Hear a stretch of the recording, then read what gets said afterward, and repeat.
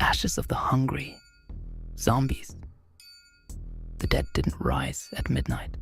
They clawed out of the earth at 3:17 a.m. when the world was too tired to scream. Juno's breath fogged the shattered window as she watched the horizon burn.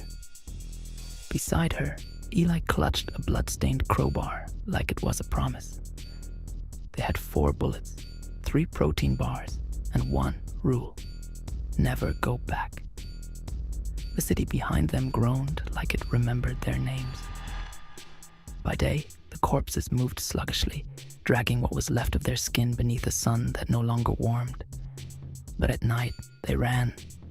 The infection twisted their tendons into violin strings, humming with a need that never slept. Juno and Eli weren't heroes, just hungry, just haunted, and something was following them. Eli's boots sloshed through the sewer runoff, each step stirring echoes in the tunnels beneath the ruined city. Juno walked behind him, pistol raised, eyes scanning for any twitch in the darkness. The smell was unbearable. Blood, mildew, and something else. Something feral. They weren't down here by choice. The streets above were crawling.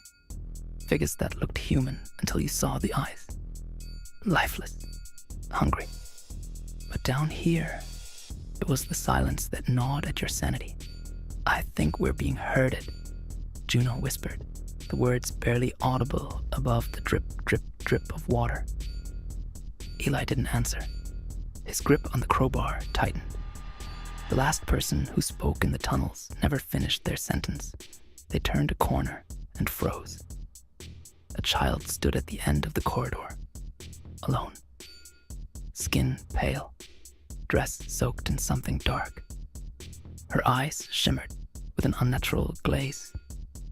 And then she smiled. It wasn't the smile that scared them. It was what came next. Behind her, dozens of hands gripped the tunnel walls. Arms reached out like roots of a dying tree, pulling bodies through the gap, one by one. Eyes gleamed in the dark, hundreds. Juno didn't think. She fired. The tunnel erupted in chaos. Screeches, wet footsteps, the crack of gunfire. Eli dragged her by the wrist through a side grate he'd spotted days before.